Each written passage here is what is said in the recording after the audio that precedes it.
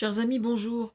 Je refais une vidéo ce matin parce que j'ai eu une idée absolument géniale. J'ai entendu qu'Emmanuel Macron avait des difficultés pour trouver de petits personnels pour travailler au ministère du Logement.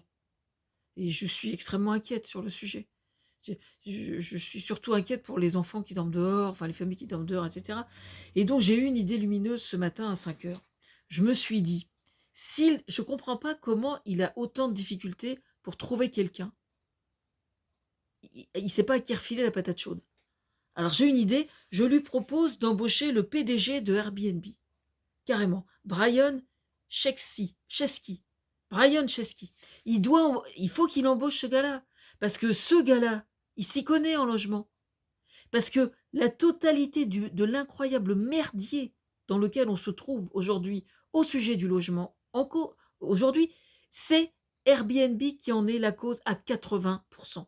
Je dis bien à 80%. Pourquoi?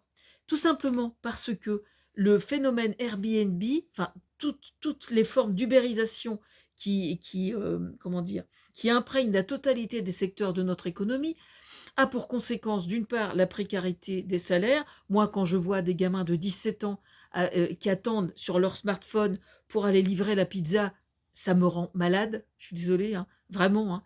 À Rouen, on voit ça aussi. Alors, vous me direz, et toi, comment tu fais? Ah ben moi, je commande jamais.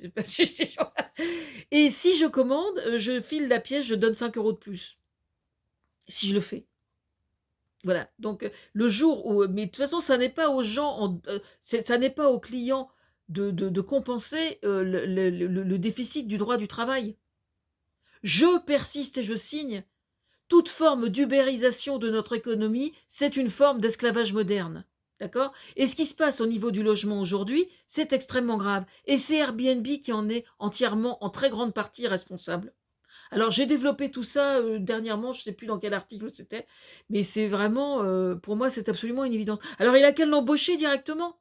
Et d'autre part, au sujet de la transparence des politiques, ils doivent montrer patte blanche pour entrer au gouvernement, etc.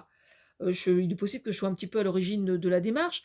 Moi, j'aimerais bien qu'on étudie un petit peu les portefeuilles d'actions de tous ces gens-là.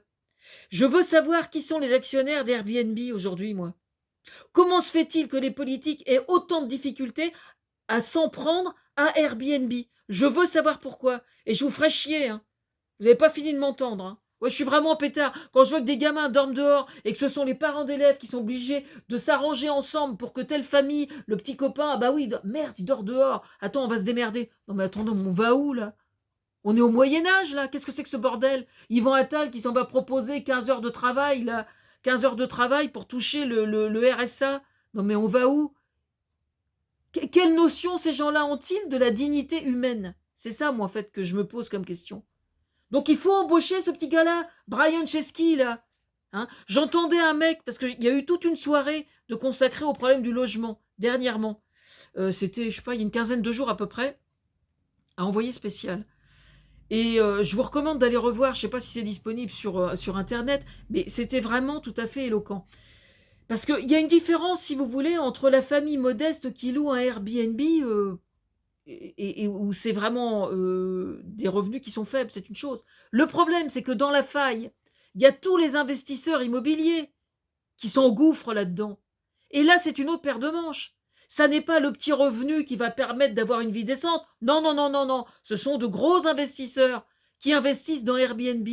Et là, Airbnb est en train de foutre le grappin sur tout ce qui... Alors, vous avez plein de logements qui sont en fait vacants parce que c'est pas la période des vacances. Alors, vous comprenez, ils sont vacants. Et pendant ce temps-là, vous avez des tas de gens qui dorment à la rue.